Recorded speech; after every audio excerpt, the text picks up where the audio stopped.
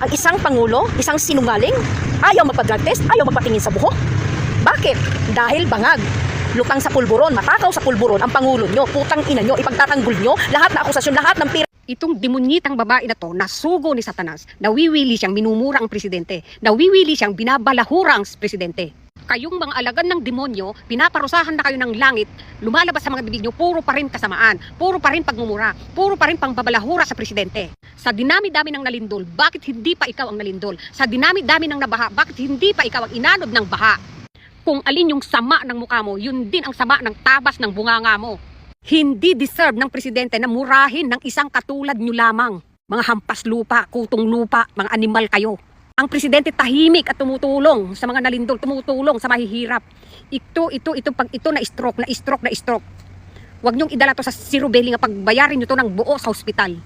Wala kang karapatan murahin ang presidente.